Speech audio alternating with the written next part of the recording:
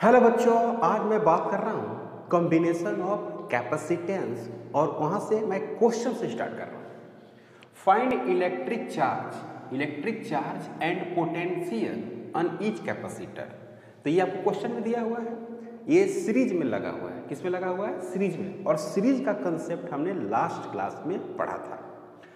तो 10 microfarad, 20 microfarad और क्या है 30 माइक्रोफैराड, यानी C1 is equal to 10 microfarad और C2 is equal to 20 microfarad और C3 इक्वल टू 30 माइक्रोफैराड। इस तरह से दिया हुआ है। और V इक्वल टू दिया हुआ है 20 वोल्ट। V इक्वल टू दिया हुआ 20 volt.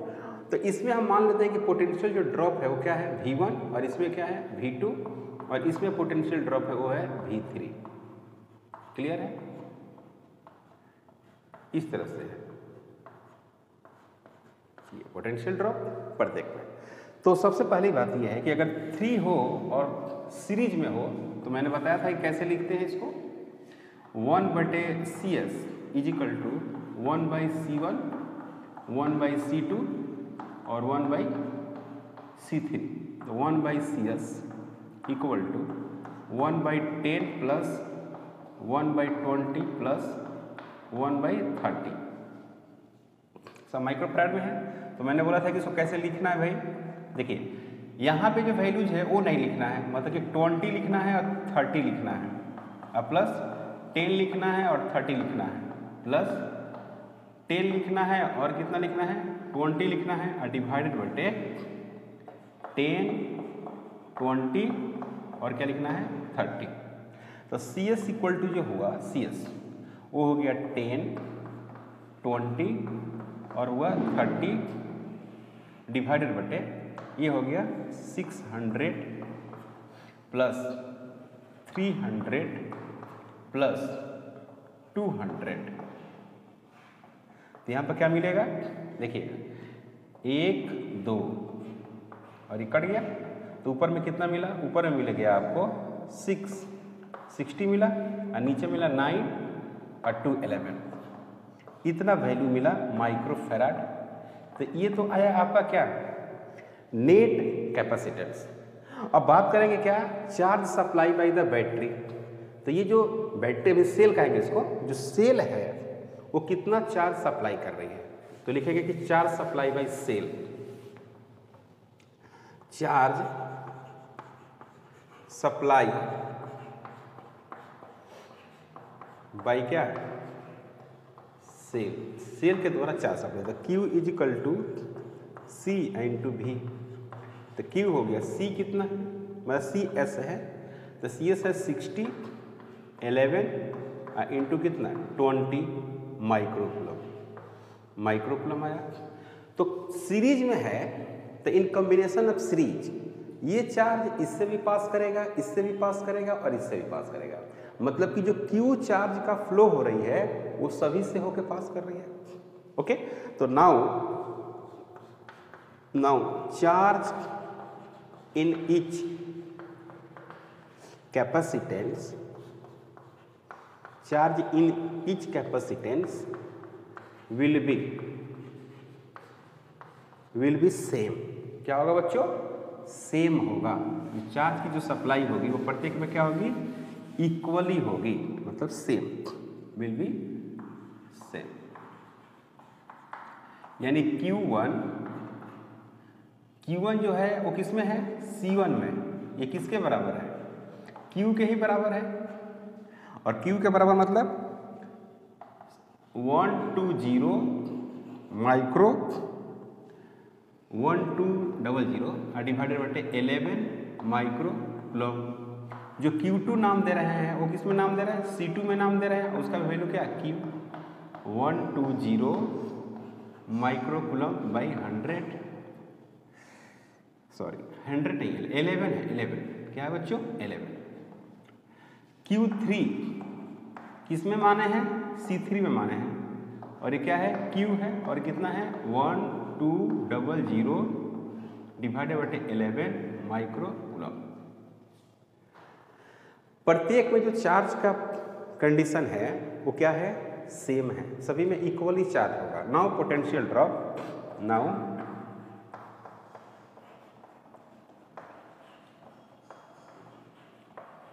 Potential drop in each. तो Q1 is equal to C1 और V1। तो Q1 क्या है, Q है, यहाँ पर क्या लिखेंगे, V1 is equal to Q by C1। Q का वैल्यू है 1200 11 और C1 का वैल्यू है 10। तो ये कितना आ गया भाई, V1 जो आया है वो आया है 120 डिवाइडेड बाय 11 वोल्ट। उसी तरह से अगर हम V2 की बात करेंगे, V2 की, तो क्या लिखेंगे, Q और divided by C2।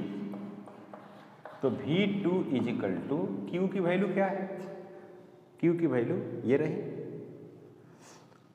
1200 divided by 11 into C2। C2 कितनी है, 20। तो ये कट जाएगा 60/11 वोल्ट। ये हो गया आंसर, यहाँ पर इसका ये आंसर हो गया।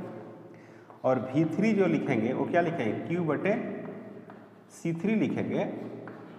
तो V3 is equal to 1200 divided by 11 और वैल्यू कितना है 30। तो ये होगा 30, एक जीरो से एक जीरो कट जाएगा, ये हो गया आपको 40 डिवाइडेड बाय 11 माइक्रो कूलम। ये हो गया आंसर। क्लियर। तो इस तरह से हम लोग सीरीज के प्रॉब्लम को सॉल्व करते हैं, है ना। इंपॉर्टेंट, काफी इंपॉर्टेंट है। ओके, अब हम जो पढ़ने जा रहे हैं वो है पैरेलल कॉम्बिनेशन। पैरेलल कॉम्बिनेशन में charge will be variable. Charge variable का मतलब है कि चार्ज जो होगी वो डिवाइड हो जाएगी, बट जाएगी charge. Charge will be variable और या different capacitor having different charge. अलग अलग जो कैपेसिटर है उनके चार्ज क्या होंगे, अलग अलग होंगे। और potential drop will be constant, potential drop same होगी। Consider C1, C2 and C3 are 3 capacitors. मान लेते हैं कि 3 कैपेसिटर्स है and potential drop in each is V। तो इसको अगर हम डायग्राम बनाएं इसका, तो ऐसे बना सकते हैं। एक ये है और ये कौन है, ये, और एक बन गया ये, 3 बन गया। अब देखिए इसको मान लेते हैं इधर पॉजिटिव, इधर निगेटिव, पॉजिटिव निगेटिव और पॉजिटिव और निगेटिव, ऐसे चार्ज है। पॉजिटिव इस साइड में है, तो यहां से तार को ऐसे मेटल वायर निकालिए और यहां पर एक सेल लगा दीजिए। क्लियर, माइनस हो गया, प्लस हो गया और क्या हो गया, V हो गया। अब यहां से क्या होगा, चार्ज ऐसे आएगी, ये चार्ज जा रही है ऐसे, है ना, ऐसे चार्ज जा रही है। क्लियर है ये। अब ये चार्ज है Q, तो इधर जो जाएगी उसका नाम अलग Q1, इधर जो जा रही है उसका नाम Q2 और इधर जो उसका नाम जा रही है वो क्या हो गया Q3। इस तरह से, इस तरह से, और यहाँ पर आकर मिल के फिर यहाँ पर क्या हो जाएगी, सेम Q आएगी। देख रहे हैं ना। तो Q क्या हो गई, Q 3 पार्ट में बट गई और फिर क्या हो गया, Q एक पॉइंट पर जाके मिल गई। तो यहाँ पर क्या होगा, यहाँ से Q1 आ रही है तो ये हो गया Q1, इधर जा रही है कौन, Q2, इधर कौन जा रही है Q3, और ये तीनों मिल के यहाँ पर Q बन गया। तो A पे Q डिवाइड हुआ है, A पे Q 3 पार्ट्स में क्या हुआ है, डिवाइड हुआ है, और B पे Q क्या कर गया, मिल गया। तो यहाँ पर हो गया C1, ये हो गया C2 और ये क्या हो गया C3। सही है। इस डायग्राम से देखने से ये पता चल रहा है। तो एट पॉइंट B अगर हम बात करें, एट पॉइंट B, ये पॉइंट B है, तो यहाँ पर क्या आ रहा है, Q आ रहा है, और ये क्या हो गया, एक तो इधर गया, एक इधर, एक चला गया इधर। इधर जो गया Q1, इधर जो गया Q2, इधर जो गया क्या है Q3। तो क्या हम ऐसा लिख सकते हैं कि जो चार्ज ऐसे जा रही है वो 3 पार्ट्स में डिवाइड की है, तो इसका मतलब ये होता है कि Q equal to Q1 Q2 plus Q3, 3 parts में डिवाइड हुई है। ये हो गई क्या? फर्स्ट। ये क्या हो गई? फर्स्ट हो गई। फिर से एक बार सुन लीजिए, पैरेलल कॉम्बिनेशन में चार्ज डिवाइड हो जाती है, मतलब अलग अलग वायर होगी, एक मेन वायर और उसे डिवाइड होगी, तो ये पैरेलल में आएगी। पोटेंशियल ड्रॉप जो होगी वो सेम होगी। जैसे यहाँ पर पोटेंशियल ड्रॉप की अगर हम बात करें तो पॉजिटिव पोटेंशियल यहाँ है और निगेटिव पोटेंशियल यहाँ है। इसके लिए तो पॉजिटिव यहाँ और निगेटिव यहाँ, तो इसकी पोटेंशियल ड्रॉप क्या है? V है। इसका भी पॉजिटिव कहाँ है? यहीं पे है, और निगेटिव कहाँ है? यहाँ पे है। इसका भी पॉजिटिव कहाँ है? यहीं पे है, और इसका निगेटिव कहाँ है? यहीं पे है। तो इसलिए हम लोग कह रहे हैं कि पोटेंशियल जो ड्रॉप है वो क्या है? सेम है, इक्वल पोटेंशियल ड्रॉप है। क्लियर? यहाँ तक कोई डाउट नहीं। तो अब क्या करते हैं कि जो इक्वेशन नंबर फर्स्ट बनाया हुआ इक्वेशन, उसी में हम क्या करेंगे? फार्मूला को पुट करेंगे। तो ये हमको ध्यान रहे कि V क्या है? कांस्टेंट है। चार्ज क्या है? अलग अलग है, क्योंकि कैपेसिटेंस क्या है? अलग अलग है। तो पहले लिखते हैं Q is equal to CP into V, और Q1 इक्वल टू लिखते हैं C1 इंटू V, Q2 लिखते हैं C2 इंटू V, फिर Q3 लिखते हैं C3 इंटू V। अब बात करते हैं क्या? From first. ये फर्स्ट है, यहाँ पर पुट करेंगे तो CP into V, C1 into V, C2 into V, C3 into V, और यहाँ पर हो गया CP इंटू V, ये हो गया C1 C2 और क्या हो गया? C3 इंटू क्या? V, और ये कैंसिल, तो CP इक्वल टू क्या होगा? C1 plus C2 plus C3। CP equal to C1 plus C2 plus C3। ये हो गया आपको 3 कैपेसिटर के लिए।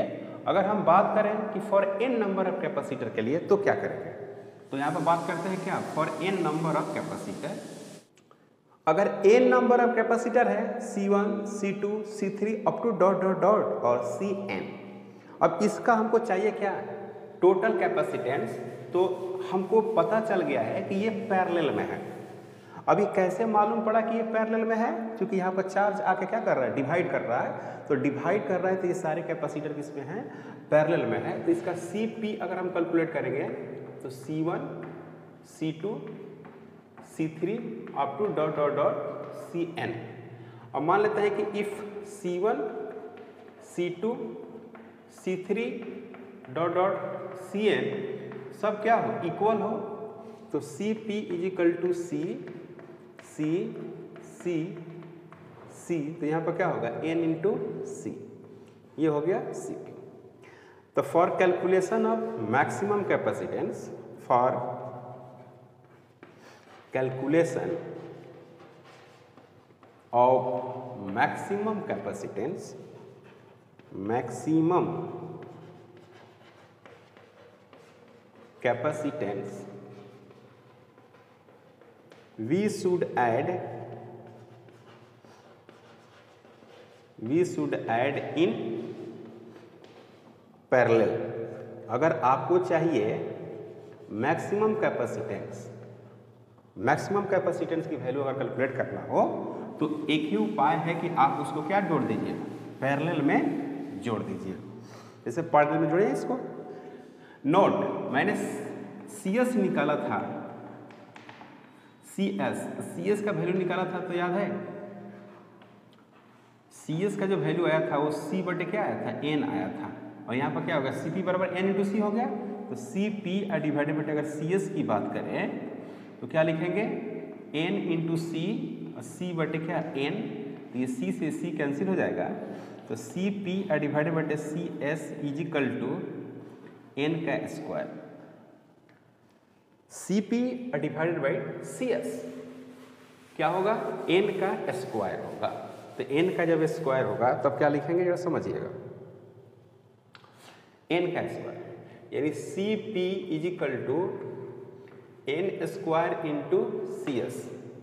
CP ratio CS is equal to N ratio 1, ऐसे लिख सकते हैं। ओके, अब बात करते हैं क्या, कैलकुलेशन ऑफ चार्ज या division of charge.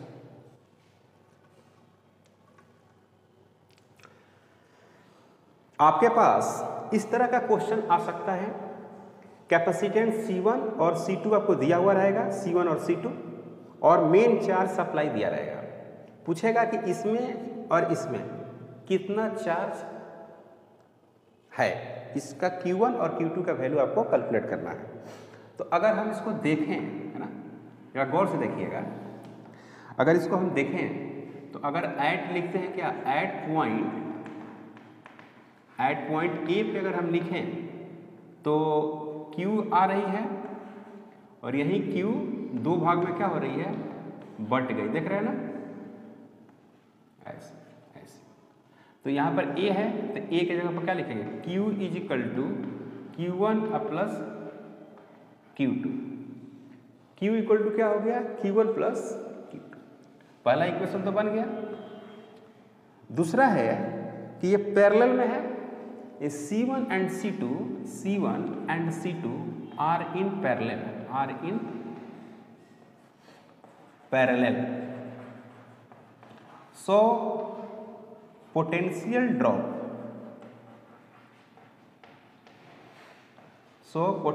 Drop will be constant. जो पोटेंशियल ड्रॉप होगा वो दोनों में क्या होगा, सेम होगा, यानी V1 इक्वल टू क्या होगा, V2। V1 equal to V2, इसमें पोटेंशियल ड्रॉप V1 और इसमें जो पोटेंशियल ड्रॉप है वो है क्या है, V2 है, और दोनों में जो पोटेंशियल की ड्रॉप वैल्यूज है वो क्या है, सेम है। क्लियर है? तो आप लिखेंगे यहाँ पे Q इज इक्वल टू होती है C into V, Q equal to CV, तो V इक्वल टू होगी Q डिवाइडेड बाई C। तो क्या करेंगे, Q1 C1 और Q2 C2। तो यहाँ पर लिखेंगे Q1 is equal to C1 बटे C2 इंटू Q2। ये हो गया क्या, सेकेंड। तो from first and second, from first and क्या, सेकेंड। तो Q इज इक्वल टू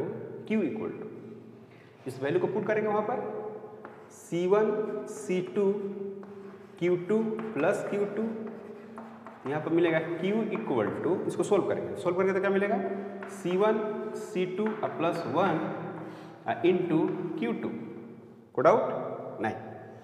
तो अब यहाँ पे जब सोल्व करेंगे तो क्या वैल्यू मिलेगा भाई, Q is equal to C1 plus C2 divided बटे C2 इंटू क्या, Q2। तो Q2 इज इक्वल टू हो गया C2 इंटू Q डिवाइडेड बटे C1 प्लस C2। बहुत इंपॉर्टेंट फार्मूला है। उसी तरह से अगर Q1 की बात करेंगे, Q1 का, तो यहाँ पर हो जाएगा C1, यहाँ पर Q डिवाइडेड बटे C1 plus C2। Most important formula, इसको बोलते हैं हम लोग डिवीजन ऑफ चार्ज। तो कितना चार्ज आएगा ये वैल्यू आप आसानी से कैलकुलेट कर सकते हैं, काफी इंपॉर्टेंट है। ओके, एक क्वेश्चन है, find electric charge in each capacitor में।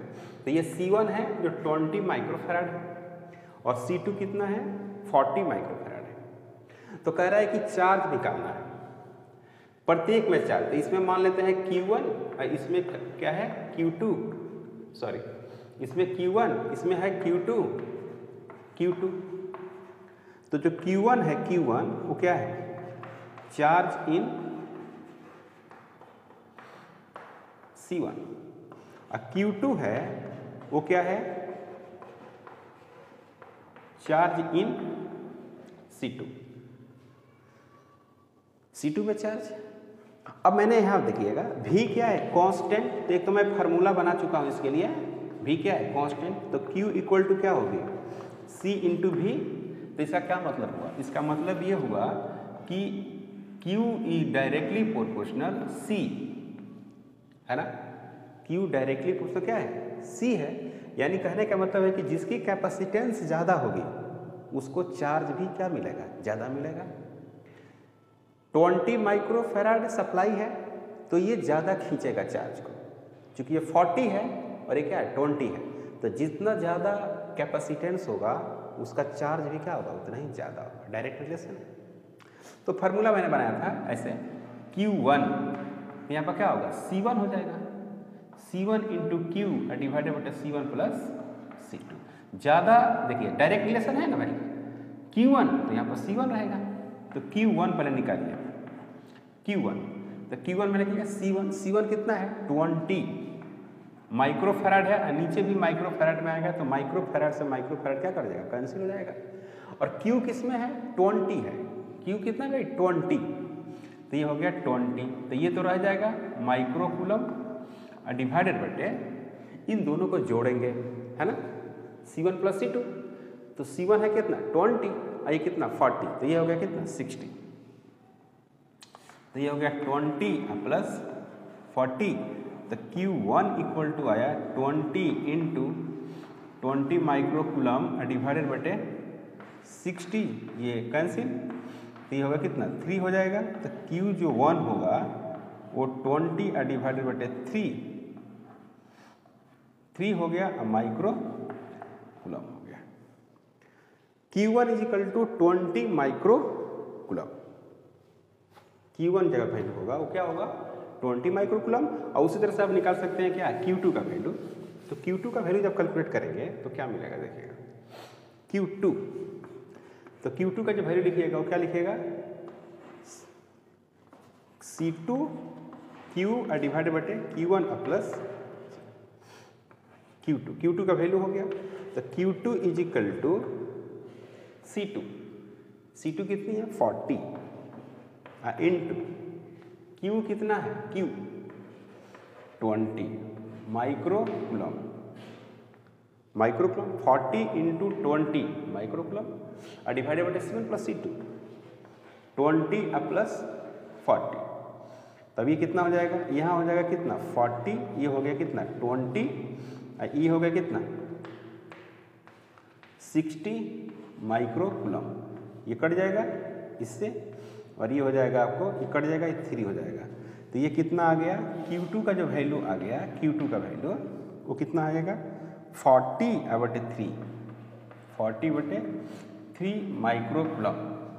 अब खास बात ये है कि अगर हम इन दोनों को जोड़ दें, Q बराबर Q1 प्लस Q2, इस चार्ज को और इस चार्ज को जोड़ दें तो इतना आना चाहिए 20 आना चाहिए, तो पक्का आएगा। देखिए Q1 बराबर क्या है 20 बटे 3 और Q2 बराबर क्या है 40 बटे 3, तो जुटेगा तो कितना होगा 60 बटे 3, और 60 बटे 3 को सोल्व करके तो क्या आएगा 20 माइक्रोकूलम हो जाएगा। समझ में आ रही है नहीं आ रही है? तो इस तरह से हम लोग डिवीजन ऑफ चार्ज का कंसेप्ट से हम लोग सवाल को सोल्व करते हैं। इसी में अगर हम एक नोट में अगर बात लिखते हैं, अब इसमें क्या नजर आ रहा है, V कांस्टेंट आ रहा है, नहीं V कांस्टेंट आ रहा है, तो Q इज इक्वल टू क्या होता है C इंटू V, तो V कांस्टेंट, तो Q डायरेक्ट से क्या हो गया C हो गया, या C डायरेक्ट से क्या होगा Q हो गया।